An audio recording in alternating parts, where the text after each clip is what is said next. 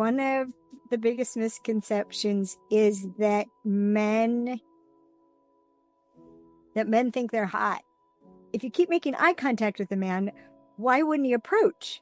And this man that most women would think like anyone would want him, right? And he said, if you weren't smiling, and we're like, what? Like, he must know he's hot. So why would he need encouragement? Well, because he doesn't know. He hopes he is, but he doesn't know. Men need to feel desired. There's a lot of self-consciousness. There's a lot of insecurity about that. I would say as much insecurity as women have. And yet, another thing women don't know is the default for men is to conceal. You are warriors, and you conceal everything that could be used against you. Translation, everything important. After hearing about this, literally from hundreds of men, who would say, what's the most attractive quality in a woman? And they would always say it the same way. Well, it's probably... How has your opinion of men changed over the years as you got a deeper understanding of them? And something I even heard you said is that you questioned if men even had souls.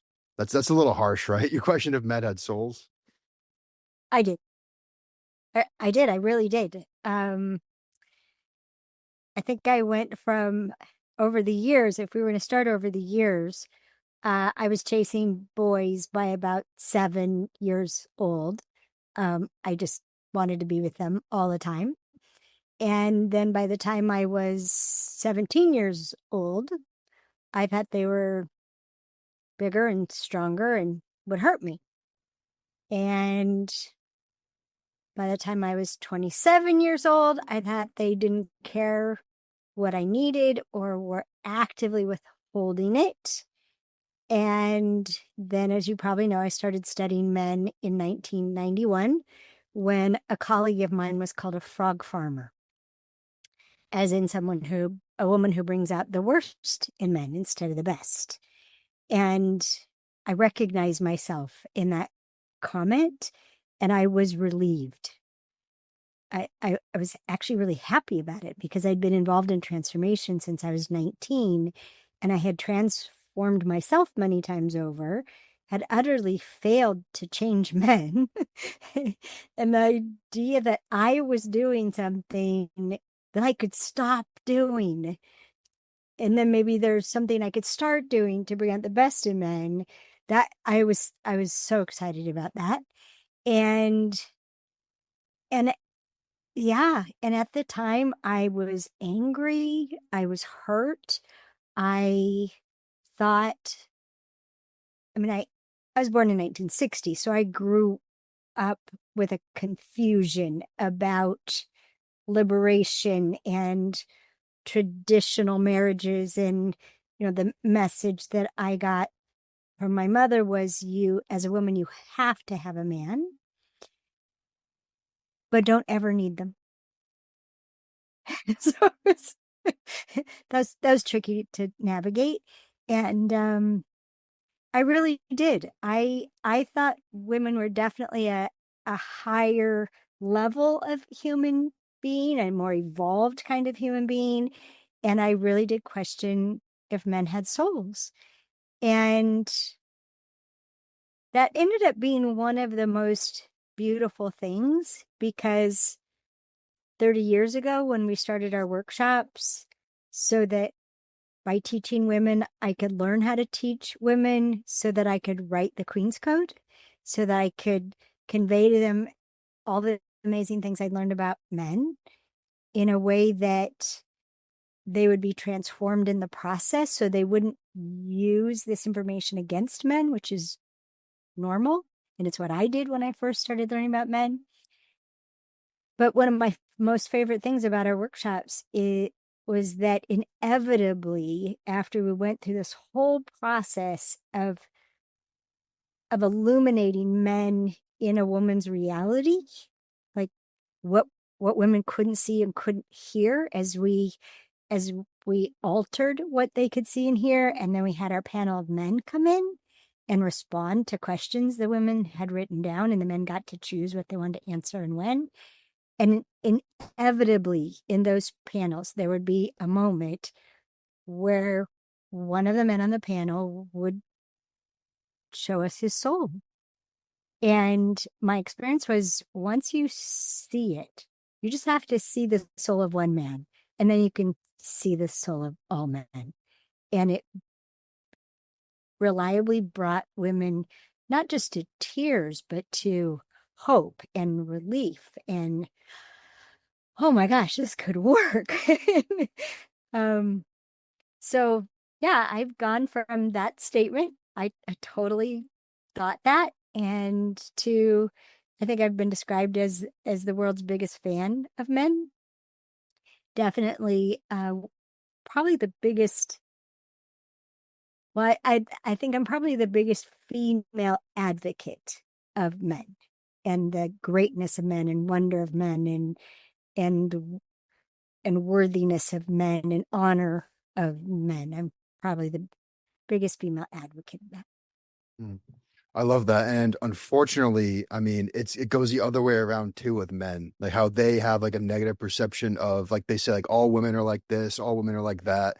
Um, Mhm. where does that necessarily come from, like past like bad experiences?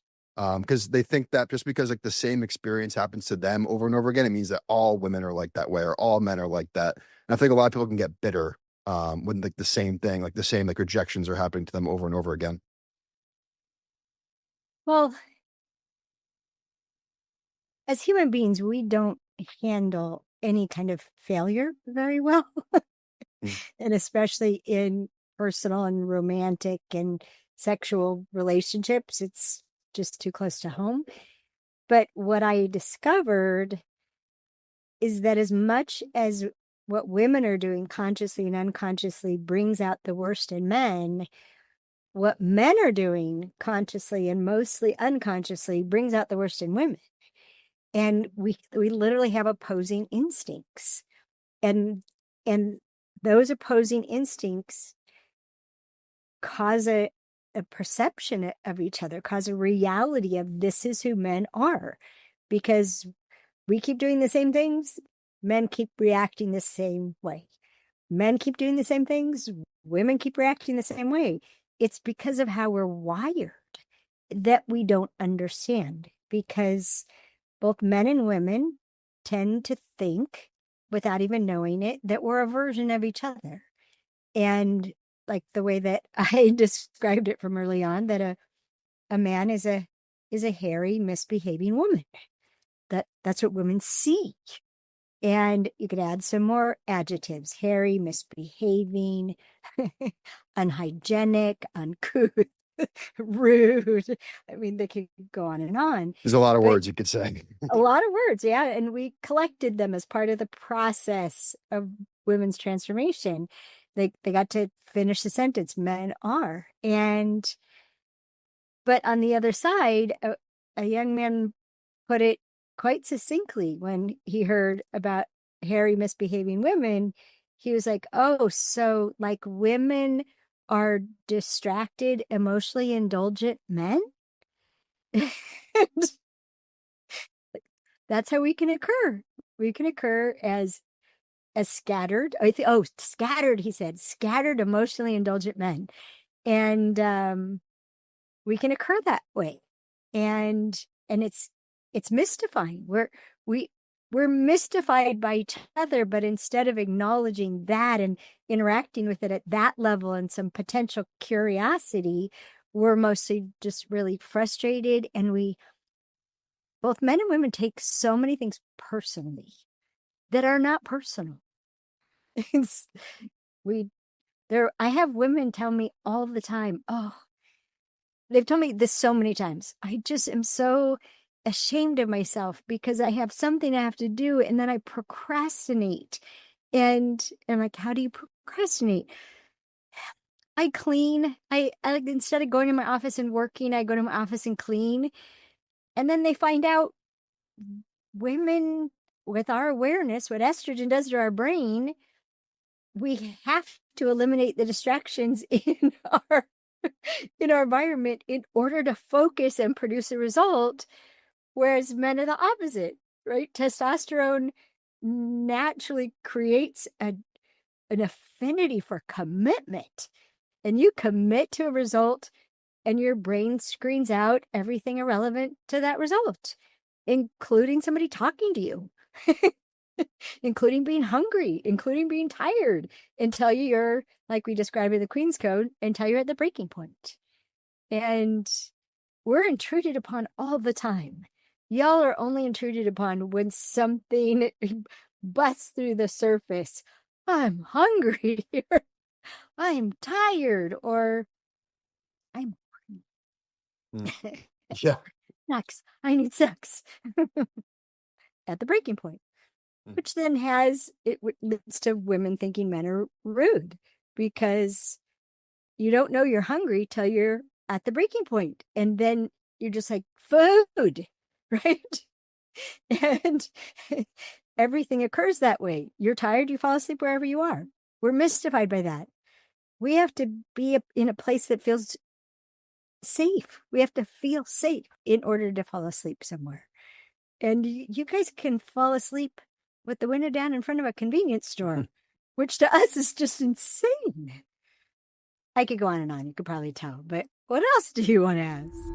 Real quick. This is easily one of my favorite conversations that I've had so far in this podcast, and I hope you enjoy it as much as I did so far. Before we get back into it, I want to talk to you about today's sponsor, Aura. This is the only sponsorship of the video, by the way. So, Bank of America recently announced a data breach, and here's what's really disturbing. They didn't tell anyone for months. On average, it takes a company like Bank of America 277 days to report a breach, so your personal data could have been exposed months ago, and you're just hearing about it now. This isn't even the first breach Bank of America has announced this year. And last year, Citigroup and JP Morgan Chase both announced breaches. Your bank could be breached right now, and you could be months away from learning about it. Do you really want to give a criminal a 9-month head start? That's why it is a really, really important time to be talking about today's sponsor, Aura. Aura alerts me if they find my phone number, email, or social security number are on the dark web. They're going to let me know fast if anyone tries to use this information to access my credit or bank accounts. They give me up to $5 million in identity theft insurance should the worst case scenario happen. They also provide a bunch of other features to keep you safe online, all inside of one app. You can go to my link, aura.com/youngandalive to try 14 days for free. That'll be enough time for Aura to find out if any of your personal data has been exposed.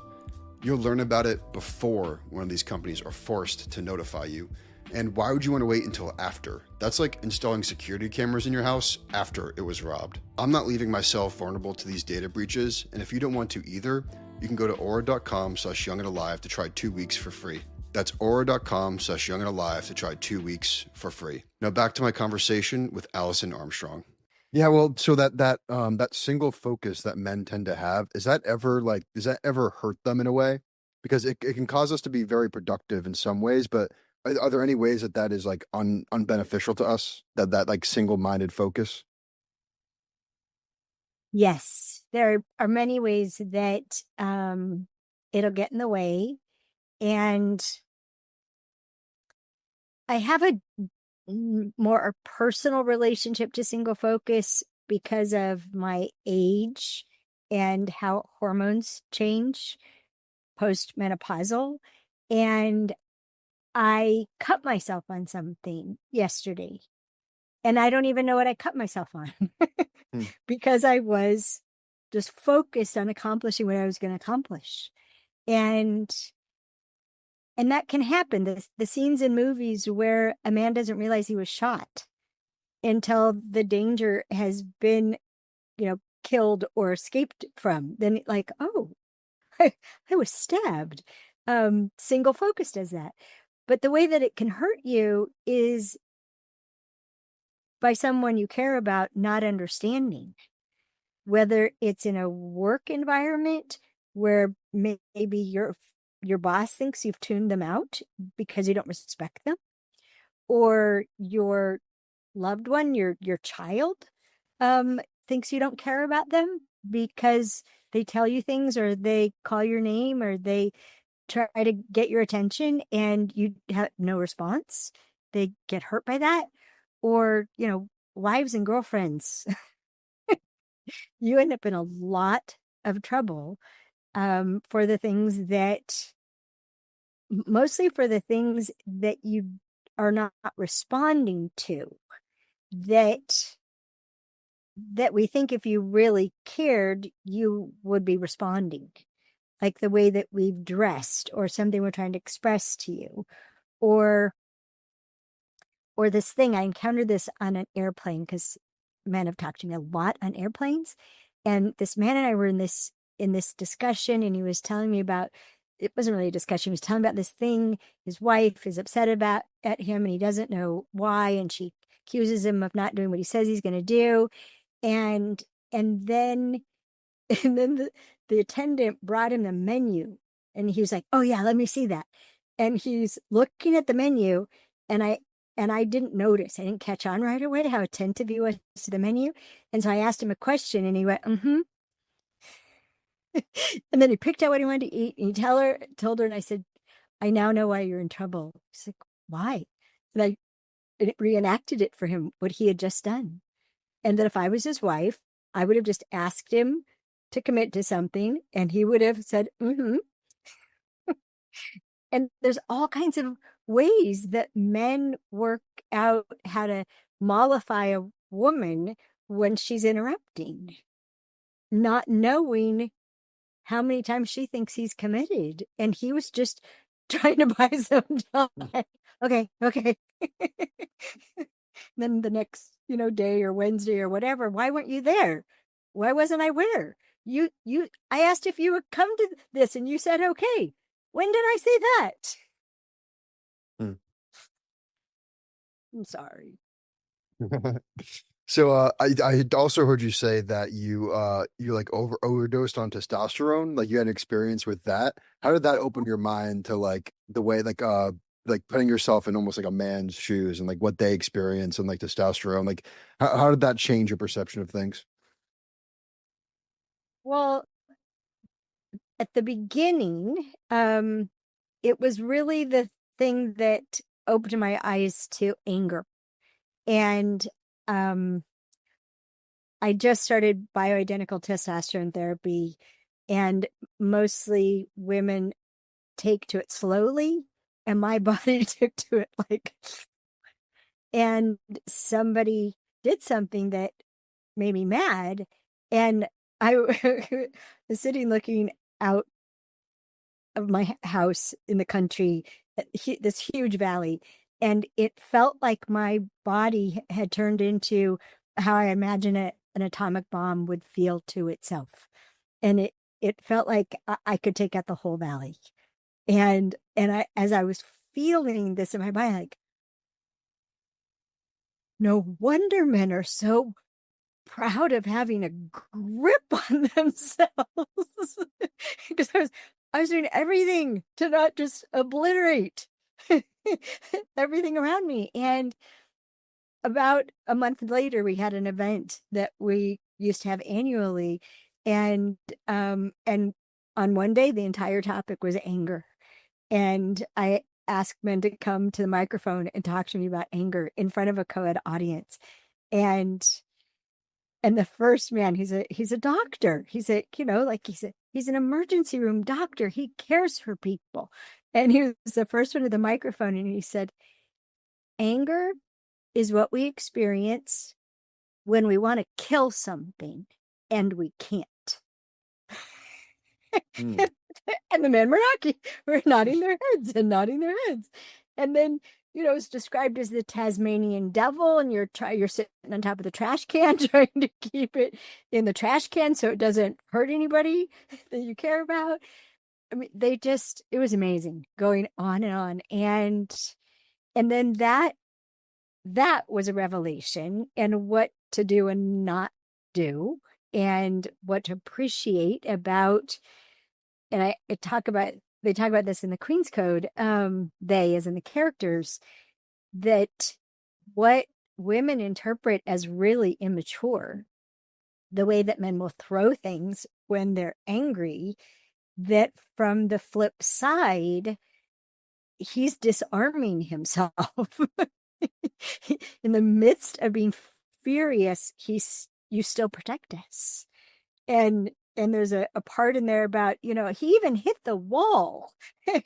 He punched the wall. How immature is that? And then as the character starts to understand this, she's like, that was instead of me? And oh, this is not what we think it is. And even as it was sort of this back and forth, like I spent all this time and still do striving to understand men, and then translating men into a woman's reality so she can get what's going on over there. And then after a while, because men talk to me the most about women and who women were for them, then I saw that I could translate who women are into a man's reality. And that's how our Understanding Women course came around. And then it got to where two students of mine, both men, both who were part of the Mankind Project, they participated there, insisted that I needed to do a course to illuminate men for men. And one of the most astonishing things about doing that course, and one of the biggest gifts in my life really, was when their names are Pete and Kevin, and Dr. Pete Farmer and and Kevin Toohey, and they said, Alison, we have to create a way for the men to restore themselves from shame. And what are you talking about? The shame that men experience. What shame? Because to women, men seem shameless. And when I dug down, because I think like an engineer, right? I take things apart, because most men, thank goodness, and please keep doing it, refuse to be held accountable for acting like a woman. Women think men refuse to be accountable for anything. And stunning and so moving how much men hold themselves to account, especially hold themselves to account for protecting and providing for the people that they care about. And I mean, to Superman standards, right? Like I should have been there. And it's one of the things that my heart aches for what's been happening in Los Angeles. And all the men who have done everything they could think to do to save their family, save their home, save what they've created to provide for the people they love, and couldn't win. Couldn't win at it. And so the process that we created called Noble Forgiveness, which just means listening to an honorable man restoring himself by owning the harm that he thinks he has caused, either to himself or others, by betraying his own values, betraying himself, and listening to him as honorable, which men think feeling shame means they're dishonorable. No, when you feel shame is the feeling we have when we're holding ourselves to account for being better. Dishonorable men and women feel no shame and harm tons of people. No shame whatsoever. So shame's actually a sign of honor, not being dishonorable. And one of the great privileges I've had in my life is to get to be the person present to a man saying how he harmed someone and saying, thank you for owning that. Anything else about that? And just listening to them own. And what is being owned is it's the flip side of that man's values. It's the flip side of who that man is. And oh my gosh, talk about beauty, talk about souls, right? And women don't know. Women don't know. And because we don't know, when you express shame and so a lot of times grief goes with it, we try to talk you out of it. We don't want you to feel bad. And basically the way we talk you out of it is by saying you're really not that good. You shouldn't hold yourself to it. You're not Superman. So why are you holding yourself to such high standards? You couldn't have been there. That doesn't help at all. It makes it worse. So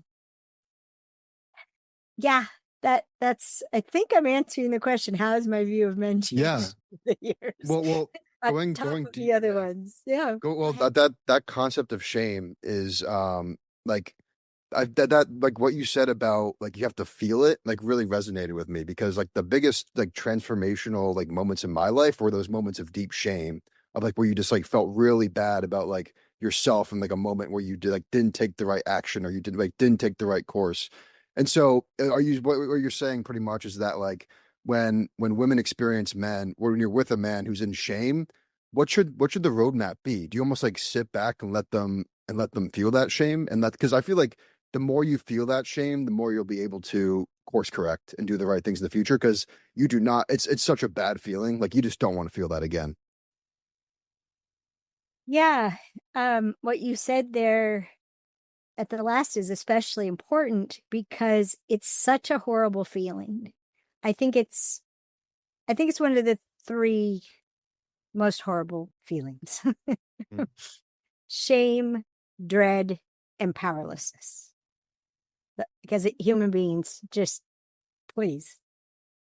And because shame is such a horrible feeling, what normally happens is whatever in whatever part of life the failure is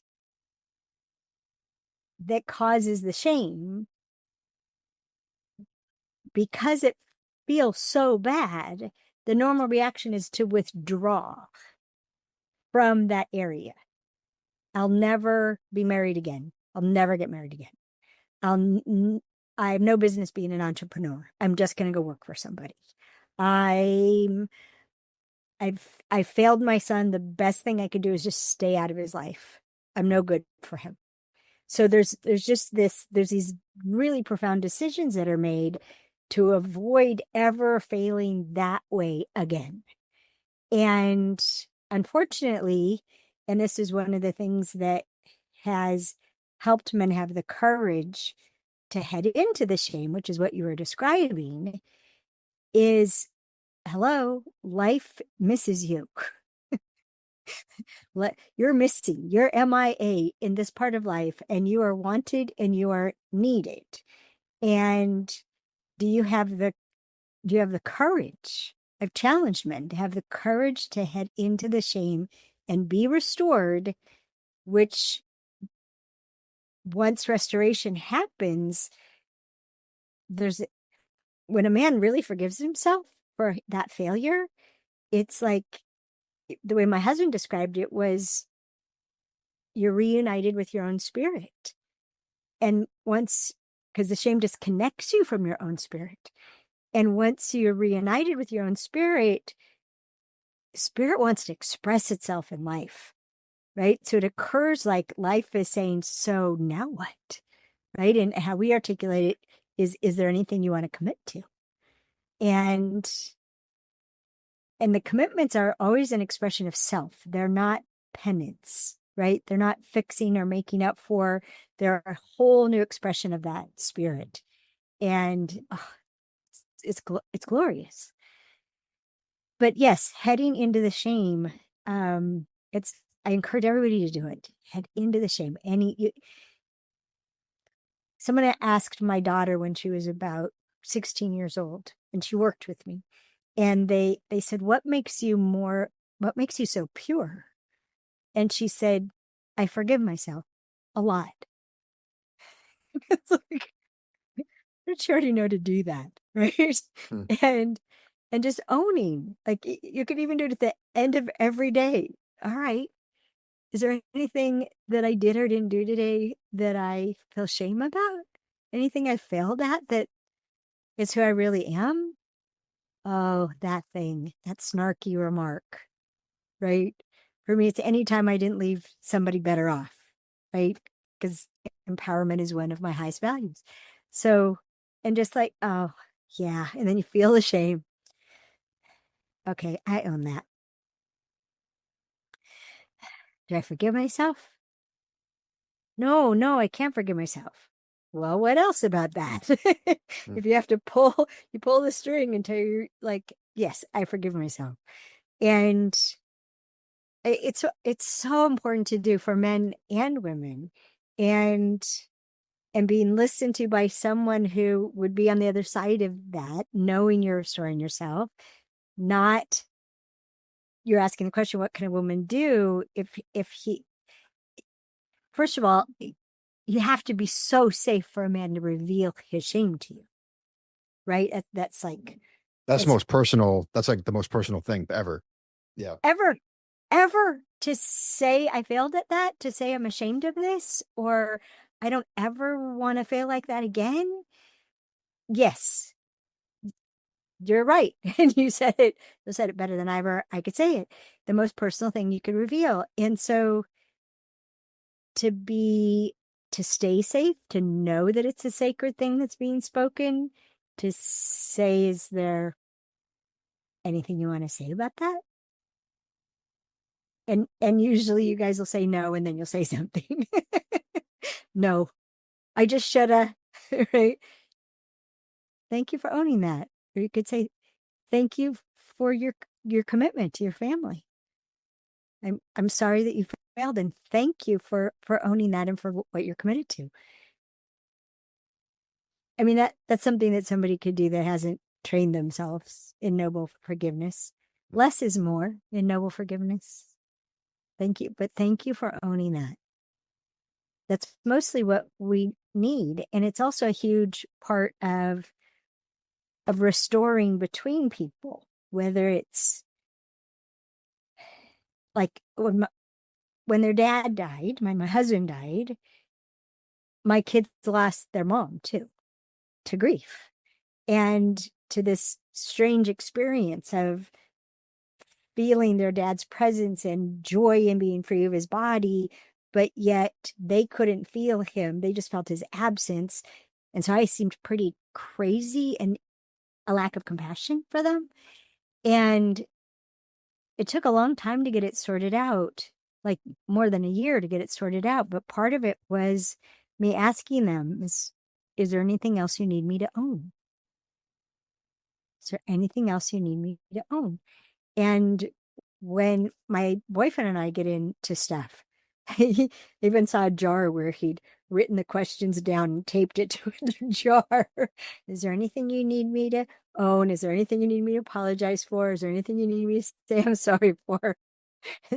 And it's something we'll ask each other when there's been, it's always a misunderstanding, right? Some, and is there anything you need me to own? Is there anything you need to own? Is there anything you need to own? Yeah, I own that. I own that. I did that. And I own that. And I don't know how other societies are. And we have people from all over the world who participate in our curriculum, the Queen's Codes in more than 125 countries in the world. But I know in this society, we we specialize in justification. We're we are really good at justifying what we've done that even we don't think is right. We'll come up with the justification. And a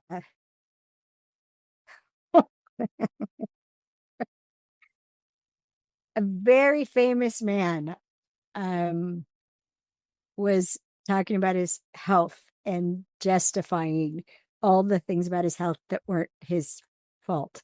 And I turned and said to his wife, you can tell. You can tell that he's ashamed by how much he's justifying. Mm. And he just stopped. Went, you're right. You're right. And I'm you just need to own what you've done to your body. Oh, even that are things that we need to own. We've hurt ourselves, we've hurt our own bodies. And I found those to be many things that men are the most ashamed of, the way they know they've betrayed themselves. Mm. Yeah, so we talked about men's single focus. We talked about their shame. What else do women not understand about men? Like one of some of the biggest misconceptions that we haven't touched on yet that women have about men. Oh, golly. It's probably so much, right? 34 years of doing this, over 200 hours of recordings on our website and curriculum and products and a zillion hours on YouTube. Um, okay, biggest misconceptions. Uh, I would say one of the biggest misconceptions is that men think they're hot. If What that do you if mean? you that if you think he's hot, then he thinks he's hot. Yeah, we that's and men are that way about women. If they think a woman's beautiful, they think she thinks she's beautiful. No, couldn't be farther from the truth. And so one of the biggest missings is letting the other person know that they're attracted to us. And so the things that happen in relationship where they go awry, they go stale or they go awry is when a woman stops expressing desire for her man, stops saying you sexy beast, you stops stops, hey handsome, stops saying good morning, hey handsome, hi sexy. Because men need to feel desired. There's a lot of self-consciousness, there's a lot of insecurity about that. I would say as much insecurity as women have. And yet y'all, another thing women don't know is the default for men is to conceal. You are warriors and you conceal everything that could be used against you. Translation, everything important. You're going to conceal your plans, you're going to conceal your weaknesses, you're going to conceal anything you need because that's considered a weakness. You'll even conceal your strengths so that they can't be foiled, right? Um you'll conceal how much someone matters to you, your attachments, so that can't be used against you. You'll even conceal it from the person that you're attached to if you feel like they're manipulative or they would use it to manipulate you. Another one we talk about In Sync with the Opposite Sex that blew my mind. It happened spontaneously. You can hear it on the recording, where this we were talking about care and the expenditure of energy that caring is, and that there's a point like benchmarks in a dating timeline where a woman will say to a man, how do you feel about me? And not knowing that men pride themselves on not acting on their feelings, that to be honorable is to do the right thing no matter how you feel, and that it doesn't matter whether the feeling is hate or love, do the right thing anyway, right? And so asking how do you feel about me, now you've sent him on a hunting trip, he's got to go looking for a feeling. And then if you guys reveal, you find this huge feeling and you reveal it and you say, I care about you. And then she breaks up with you because to her that means nothing that you care about me.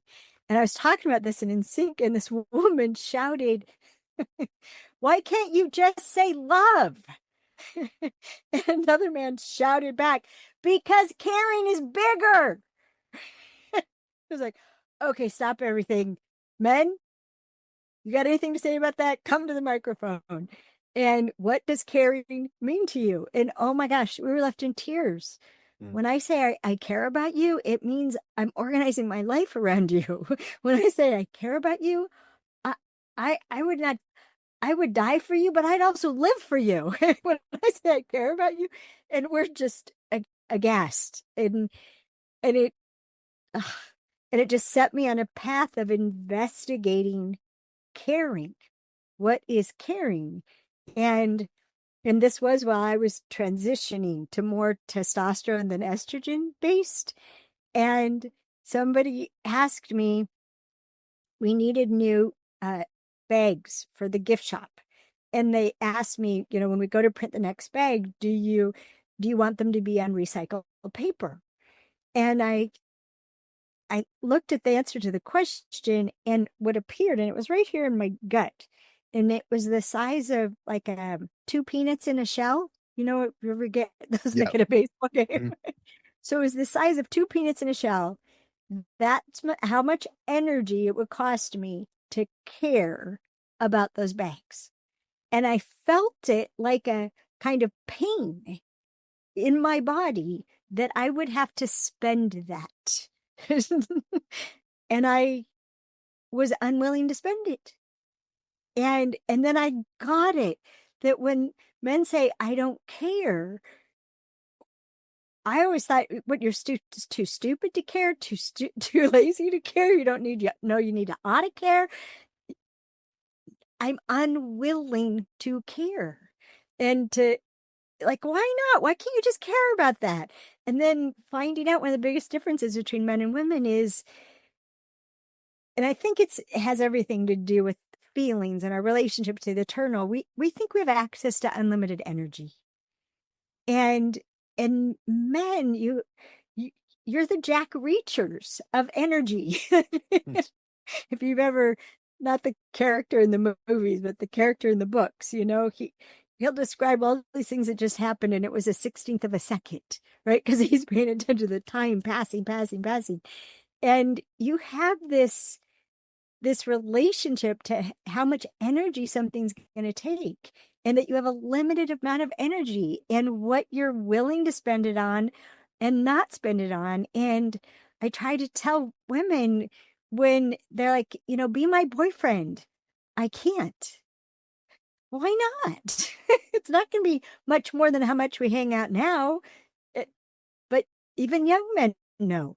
Now, if I'm going to be your boyfriend, there's things I have to care about that I can't care about. Mm. So that'd be another one of the top things: caring and energy, the awareness of time and energy passing.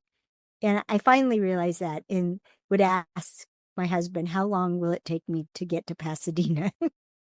And then I would believe him, because I usually plan on half the time.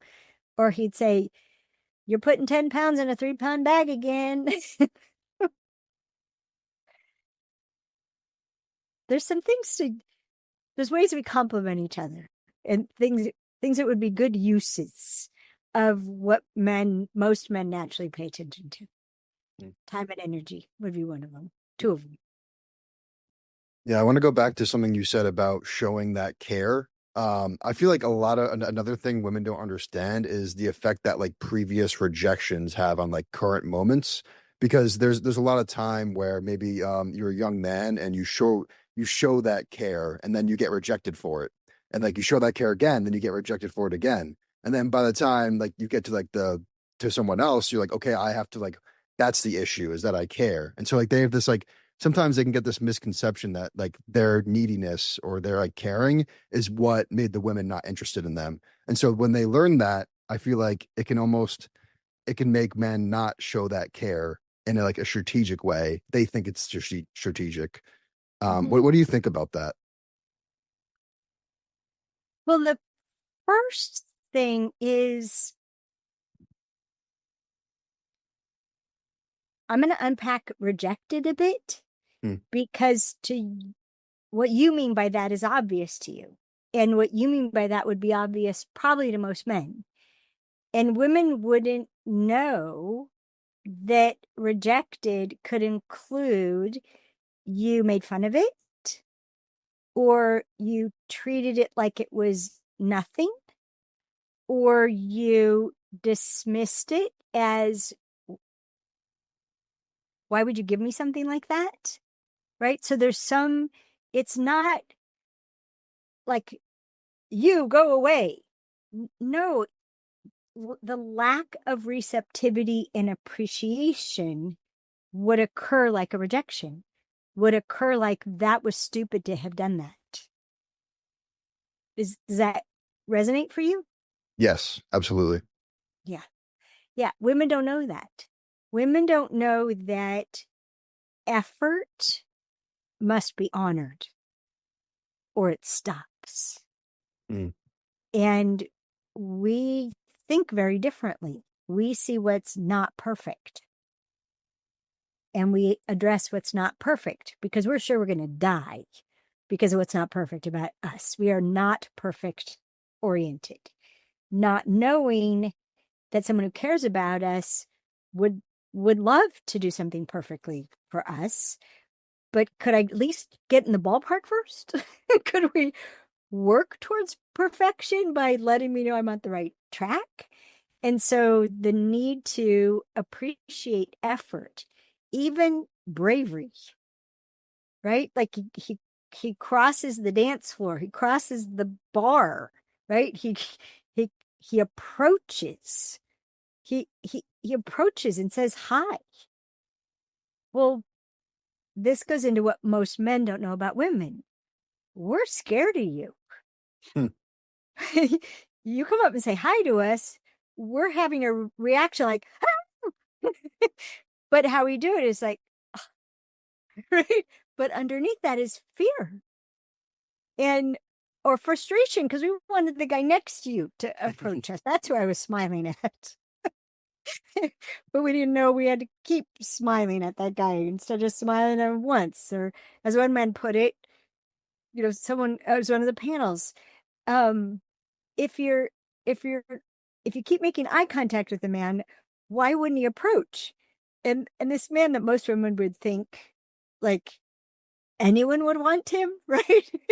Because it was like Ryan Gosling was materialized in one of our workshops, and he said, "If you weren't smiling," and we're like, "What?" Like he must know he's hot. So why would he need us to? Why would he need encouragement?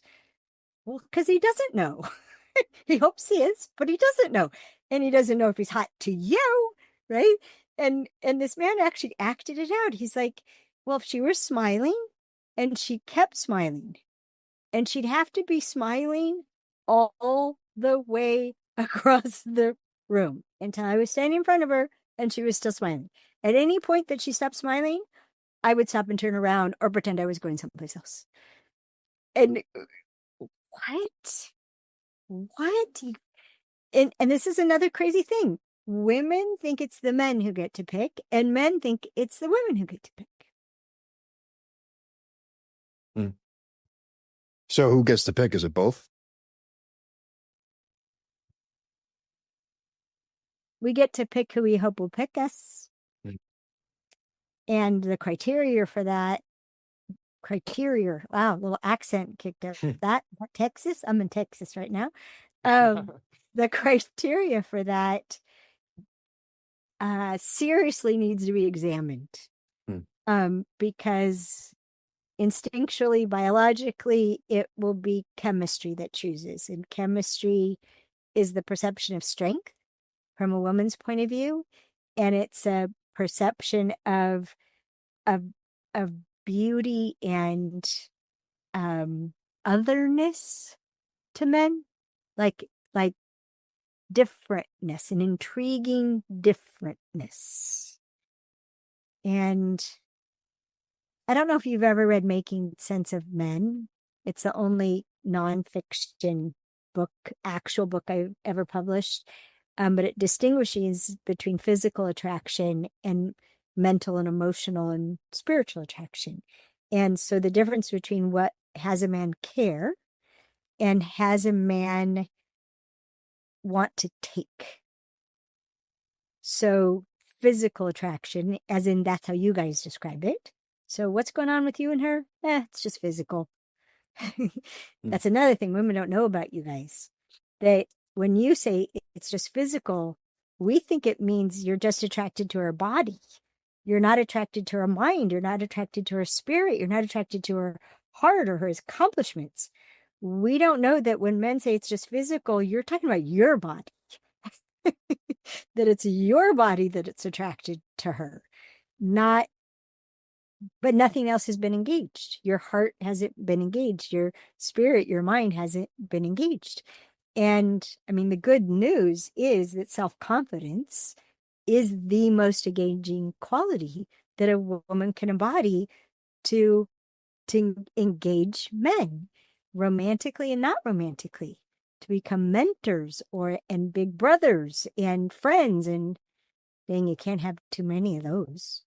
Hmm. So what's your advice to like similar to that point, what's your advice to women that maybe don't feel beautiful or they don't feel confident in themselves? What would you say to that person?